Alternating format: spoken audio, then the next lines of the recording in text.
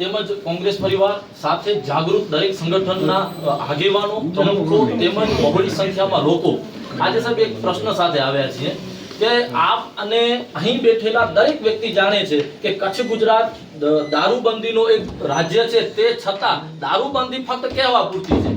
કચ્છના ઠેર ઠેર ઠેકાણે આડેસરથી આપણે લઈએ તો નારાયણ સરોવર સુધીના ગલી ગામડાઓમાં અમે ચોક્કસપણે બતાવી શકીએ કે દારૂના વેપલા ખૂબ મોટા પાયે થઈ રહ્યા છે। દારૂ તો એ ઠેકાણે હજી ક્યાંક એમ હતું કે દારૂના કારણે પરિસ્થિતિ એટલી વિકટ નથી, પણ હવે પરિસ્થિતિ જે વિકટ થઈ છે સાહેબ ડ્રગ્સના નામે। આજે ભુજના પણ હું એવા વિસ્તારો જણાવી શકું જેનામાં ડ્રગ્સ મળી રહ્યું છે।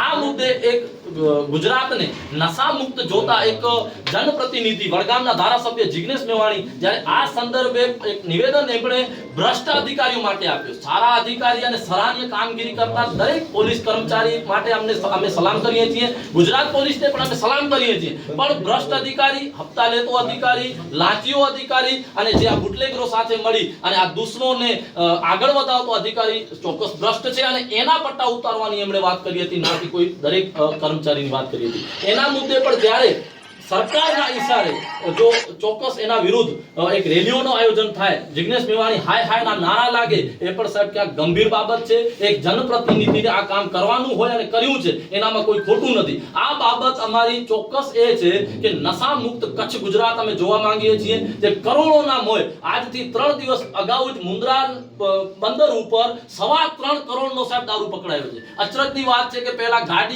ગાડીઓથી દારૂ આવતો હતો, હવે કન્ટેનરોમાં દારૂ આવી રહ્યો છે અને ડ્રગ્સના પણ વેપલાઓ ખુલે આમ થઈ રહ્યા છે। તો ચોક્કસ એ બાબતને જિગ્નેશ મેવાણીએ જ્યારે આગળ વધારવાની વાત કરી તો જિગ્નેશ મેવાણીના વિરોધમાં જે રેલીઓ થઈ એ પણ સાહેબ યોગ્ય બાબત નથી, એની પણ ખરા અર્થમાં તપાસ થવી જોઈએ કે શું કામ આ બાબતે થયેલું છે।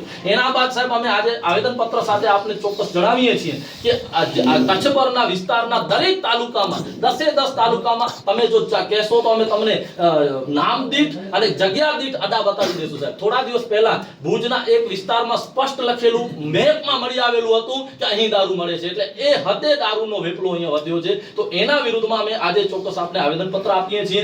આવેદનપત્રની અમારી વિગત એ જ છે કે દારૂ, ડ્રગ્સ અને ખનીજ ચોરી હોય કે જે પણ ગેરરીતિઓ છે એના વિરુદ્ધમાં અમે છીએ અને આગળ પણ રહીશું। એ બંધ થવા જોઈએ। પોલીસને પણ અમે પ્રેમપૂર્વક કહીએ છીએ કે આપણા વિસ્તારમાં જે પણ આપની જે જ્યુડિશરી આવતી હોય, તમારો જે વિસ્તાર હોય એનામાં દારૂ તમે બંધ કરાવો, અન્યથા કોંગ્રેસ, રાષ્ટ્રીય અધિકાર મંચ કે દરેક જાગૃત નાગરિકો કચ્છના મળી અને અમારી સાથે બહેનો પણ જોડાશે અને ચોક્કસ અમે સાહેબ જનતા રેલ કરશું। બોલો સાહેબ, અત્યારે વાત કરી જીતેશભાઈ કે સમગ્ર કચ્છમાં કોઈ એવો વિસ્તાર નહીં હોય જ્યાં 100-200 મીટરે દારૂની દુકાન ન હોય। તો એટલું જ કહેવા માંગીએ છીએ।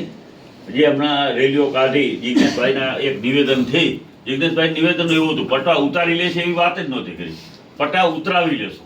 ઉતરવાની એટલે ગુનેગાર કે જવાબદાર હોય તો એના પટ્ટા ઉતરે, એમાં કાંઈ ખોટું નથી। અને બીજી વાત કે જ્યારે દારૂ પકડાય છે, કરે છે તો નાના કર્મચારીઓ ઉપર એના ઉપર તમારે પોલીસ વિભાગ કાર્યવાહી કરે છે, સસ્પેન્ડ કરી છે, બેસાડી દે છે। એસપી ને ડીવાયએસપી કક્ષાના અધિકારી ઉપર અત્યાર સુધી કાર્યવાહી ક્યારે થઈ નથી। તો મુખ્ય ખરેખર જવાબદાર આખા જિલ્લાના જે પોલીસ વડા છે એની સામે જ કાર્યવાહી થવી જોઈએ। તો આ રીતે અત્યારે કચ્છમાં અમે એટલું જ કહેવા માંગીએ છીએ કે કચ્છમાં દારૂને દારૂ કરતા પણ ખતરનાક અમે ડ્રગ્સનું પ્રમાણ વધતું જાય છે। જ્યાં કોલેજ અને સ્કૂલોની બાજુમાં ડ્રગ્સ ખુલ્લેઆમ વેચાય છે।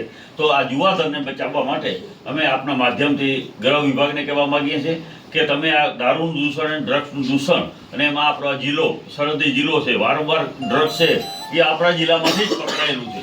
તો આવું મોટે પાયે અહીંયા કરીને દારૂ ડ્રગ્સનું અત્યારે વેચાણ થાય છે, પીવાય છે અને યુવાધન બરબાદ થાય છે, એ અટકે એના માટે આજે અમે આવેદનપત્ર આપવા આવ્યા છે। અને જિગ્નેશ મેવાણી છે એ સન્માનીય ધારાસભ્યશ્રી છે, ઘણી વખત આપણે વહીવટી તો એમને સામાન્ય ભાષા જ વાત કરી છે, તમારા પટ્ટા તમે કામ નહીં કરો તો ઉતરાવીશું, એના સિવાય એને કોઈ વાત કરી નથી। સંસ્કારની વાત કરો છો કરે છે તો સંસ્કાર કોના નથી? ઘણા એ લોકોએ કેવી ભાષાઓ વાપરે છે, ગૃહમંત્રી પોતે, એમના બીજા મંત્રીશ્રીઓ, ત્યારે સંસ્કારની વાતો શીખવાડવાની કોઈ જરૂરિયાત નથી। તો અમારી આજે રજૂઆત એટલી છે, માંગણી કે કચ્છમાં દારૂ અને ડ્રગ્સ બંધ થાય નહીં તો જનતા રેલમાં અમે બધા સાથે મળી અને ઠેર ઠેર ઠેકાણે પોલીસને જાતે જઈને બતાવીશું કે આ તમારું વેચાય છે।